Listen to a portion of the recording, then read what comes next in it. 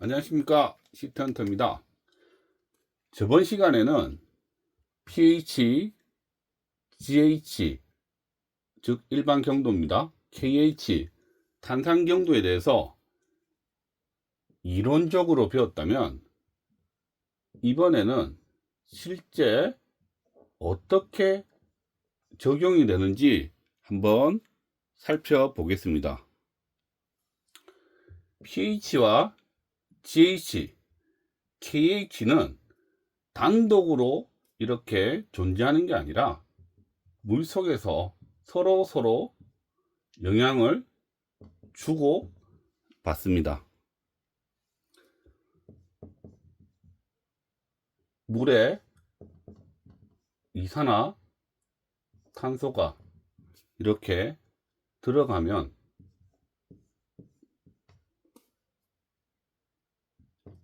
H2CO3 탄산이 생기고요. 탄산은 다시 H 플러스 HCO3 마이너스 같이 또 이온화가 됩니다. 그리고 이 HCO3도 다시 H 플러스 CO3 이 마이너스가 됩니다.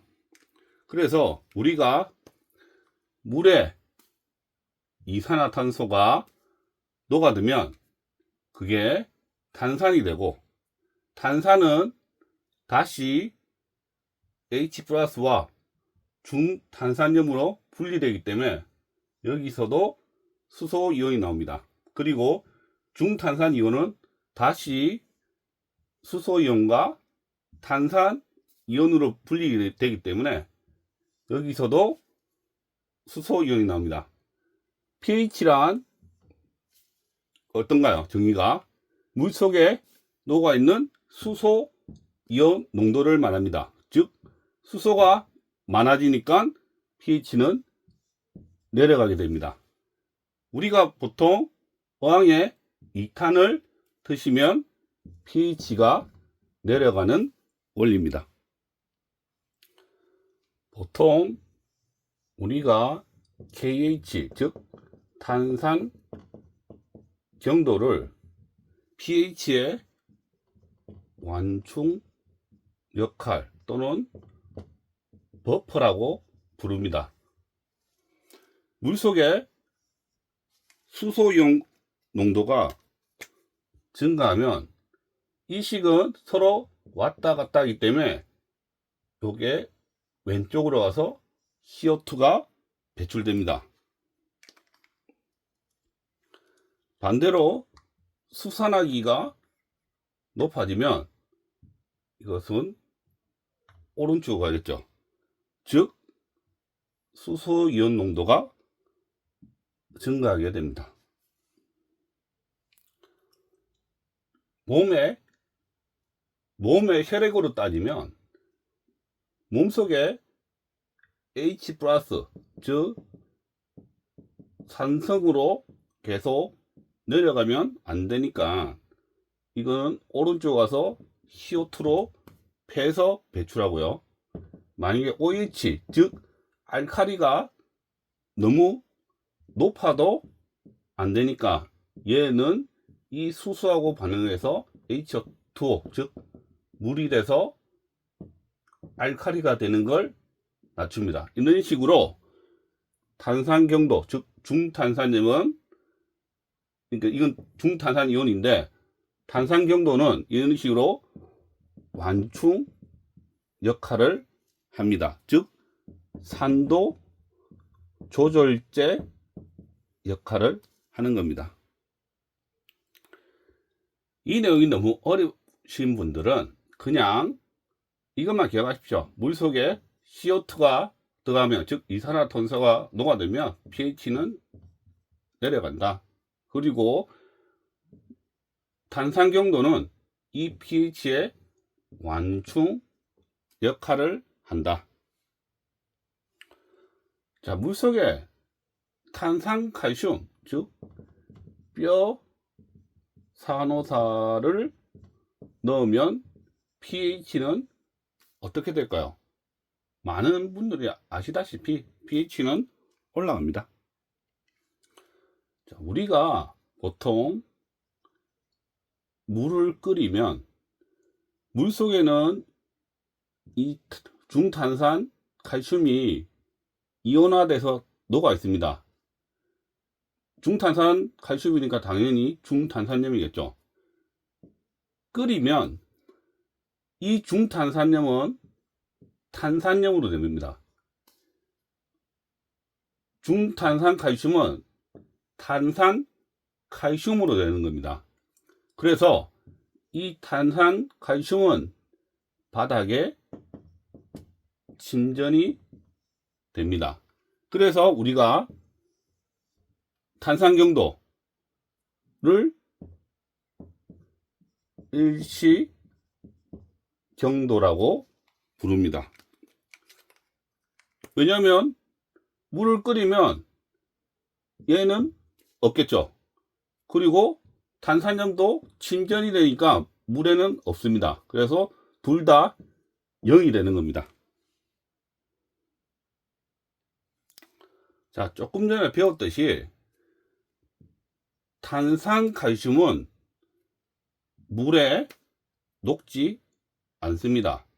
그러나 물 속에 녹아 있는 이 이산화탄소와 결합하여 중탄산 칼슘이 됩니다. 그러나 중탄산 칼슘은 중탄산염이기 때문에 물에서 이렇게 이온화가 됩니다. 이 중탄산이온을 다시 물속에서는 CO2와 수산화기로 분리가 됩니다. 그래서 우리가 물속에 뼈산호사, 즉 탄산칼슘을 넣으면 이 수산화기가 최종적으로 나오기 때문에 앞에서 결론만 말씀드렸지만 pH는 올라가게 되는 겁니다. 이 반응식이 어려우신 분들은 이것만 기억하십시오. 나트륨, 칼륨, 칼슘, 마그네슘 같이 물속에 양이온이 많으면 pH는 올라간다. 양이온 하니까 또 어렵죠. 양이온은 그냥 미네랄이라고 생각하십시오. 이 미네랄도 어려우신 분들은 그냥 알카리 이온 음료, 그래서 음료를 빼고요, 알카리 이온이라고 생각하시면 됩니다. 결국 이 양이온, 뭐 칼슘이라든지 마그네슘이라든지 이게 합이 뭔가? 결국에는 GH, 일반 경도입니다. 앞서 말씀드렸듯이 pH는 GH와 KH 서로 다 연결된다. GH, 즉 물속에 양이온들이 많으면 pH는 올라간다.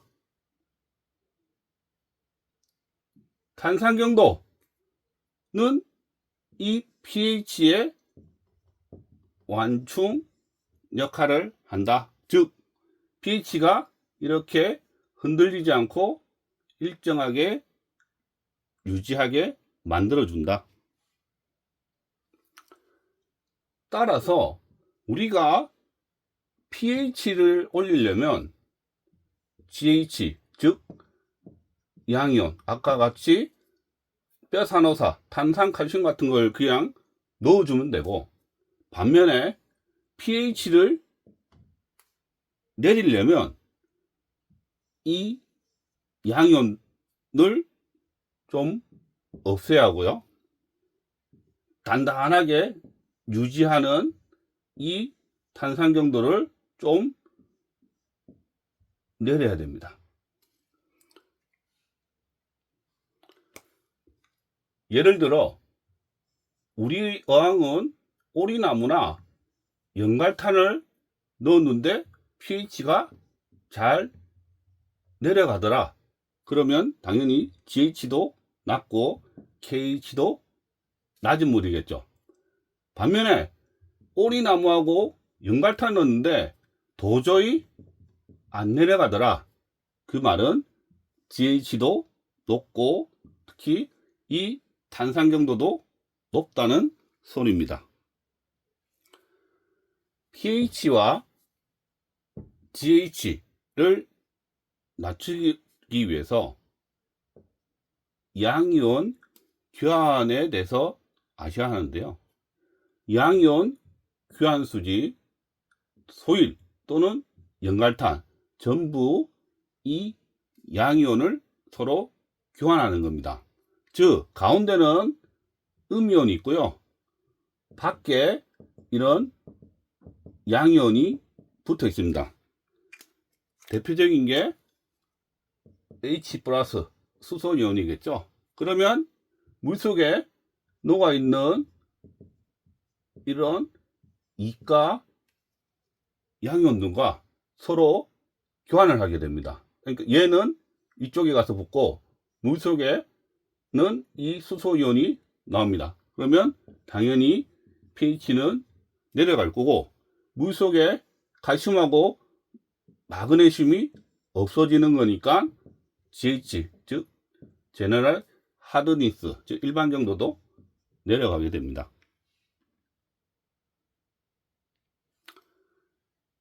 소일과 연갈탄은 양이온 교환도 하지만 자체적으로 유기산 즉 산물질이 많죠. 그래서 농도가 높은 데서 농도가 낮은 쪽으로 확산도 하게 됩니다.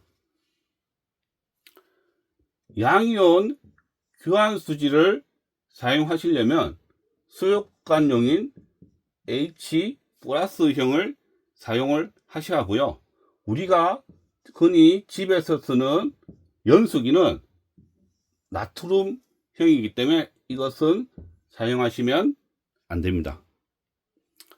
하나만 더 보시자면 이 양이온 교환은 선택성입니다. 즉 강한 놈부터 붙게 됩니다. 그래서 양이온 교환 수지나 뭐 이런 양이온 교환으로 암모니아를 제거한다는 것은 솔직히 어렵습니다.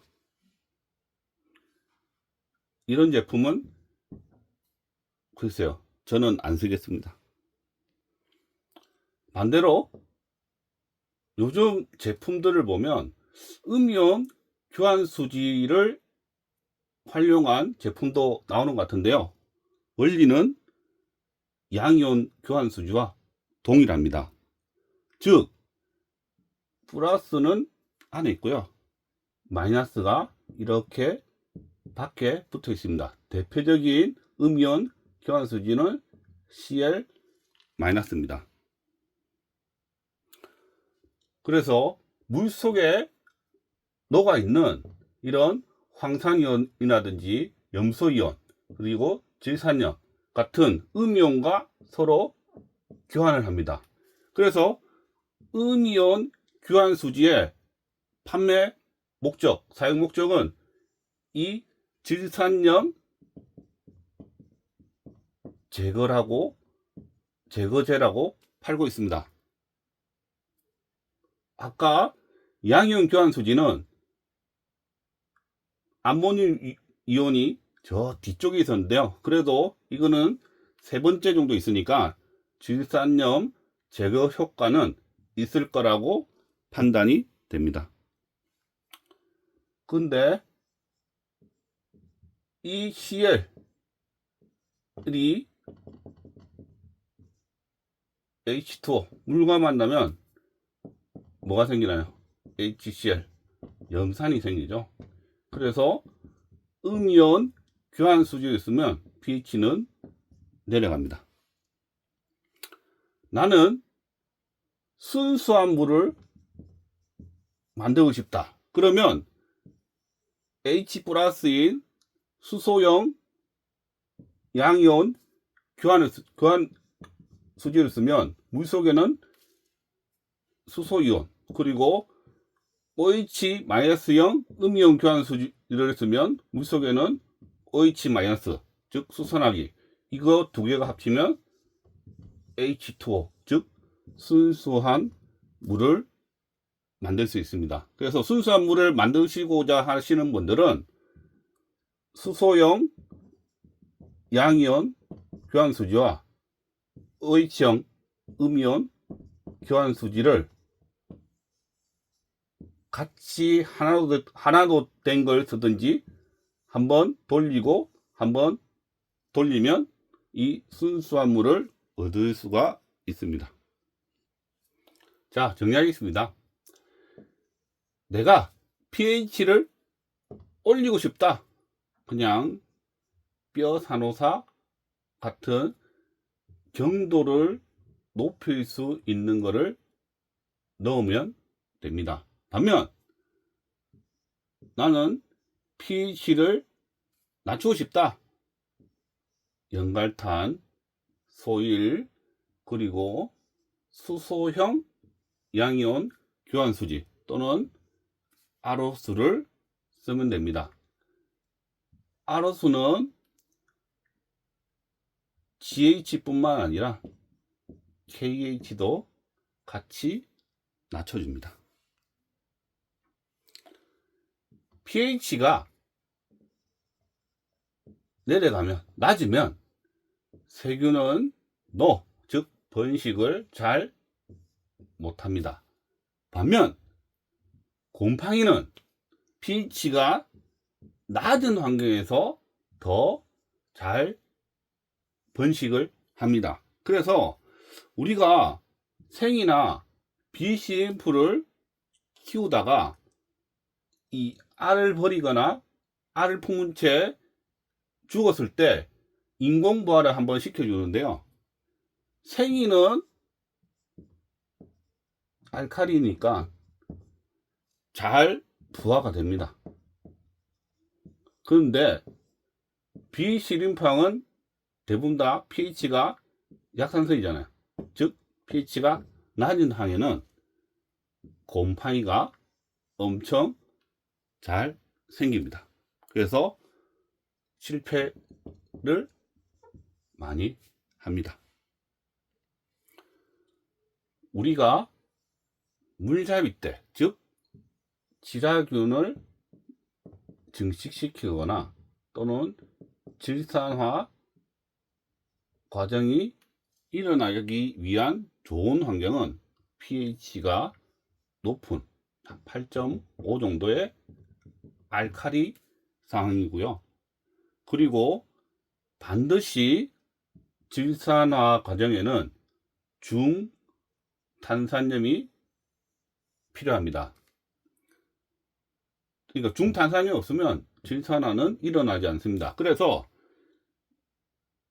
물잡이를 하실 때 RO수를 쓰면 절대 되지 않습니다. 왜? pH도 낮고 KH, 즉 중탄산염도 없죠. 그리고 미량원소, 인이나 마그네슘도 필요합니다.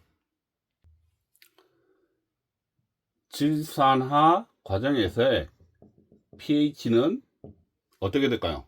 당연히 내려갑니다. 암모니아가 산소, 즉 니트로소모나스가 산화되면 아질산이 생기죠. 그리고 두 개의 수소이온을 냅니다. 그리고 이 아질산이 니트로박테리아에서 질산염이 되죠. 이때는 변화가 없습니다. 이거를 하나로 표현하자면 질산화가 진행돼서 질산염이 생기면 이렇게 물속에 수소 이온이 나오기 때문에 pH는 내려갑니다. 자, 마지막입니다. 다 끝났고요. 그냥 한번 마지막으로 재밌는 화학이란 제목으로 이것을 한번 소개해 드리겠습니다. 저도 사실 화학을 전공한 적이 없습니다. 고등학교 때 잠깐, 대학교 때 1학년 때 뭐 기본 과정으로 조금 했고, 화학이란 걸 솔직히 하나도 모릅니다. 여러분들하고 비슷한 수준일 겁니다. 그냥 제가 그냥 열심히 공부해서 요렇게 지금 조금이라도 알고 이렇게 강의하는 거니까요. 여러분들도 공부하시면 저만큼 하실 수가 있습니다. 자, 황산나트륨 어디서 많이 들어봤죠? 예, TO 황산 나트륨, 즉 물갈이제, 즉 염소 제거제입니다. 자, 황산 나트륨, TO 황산 나트륨을 당연히 염소하고 하니까는 염소가 없어지겠죠. 예, 여기 염소가 없습니다. 그러면 근데 결과물이 뭐가 생기냐면 염산이 생깁니다. 그럼 pH는 엄청 내려가야 되는 거 아닌가라고 생각을 할 수가 있습니다. 근데 결론은만 말씀드리면 안 내려갑니다. 우리가 수돗물에서 사실 염소를 직접적으로 뿌리는 게 아니라 차 염소산 수로 소독을 하는데요. 뭐 그래도 TO 황산 나트륨하고 반응하면 염소는 없습니다. 염소는 제거되는 게 당연한데 여기에도 보시면 염산이죠. 생깁니다. 그래서 제가 직접 테스트를 해봤습니다. 비커에 수돗물 받고 똑같은 비율로 TO 황산 나트륨을 녹인 용액을 넣었습니다. 결론은 HCl, 즉 염산이 나오니까 pH가 많이 내려가야 되지만 변화는 없습니다. 안 내려갑니다. 그래서 TO 황산 나트륨을 쓰시는 분들은 pH 다운에 대한 걱정은 너무 하지는 마시고요. 그냥 정량만 잘 지켜준다면 아무런 문제가 없다라고 생각하시면 됩니다. 자, 이것으로 pH, GH, KH에 대해서 이론 그리고 실제 어떻게 적용되는지까지 오늘 다뤄봤습니다. 긴 시간 시청해 주셔서 감사하고요. 즐거운 물생활 되시기 바랍니다.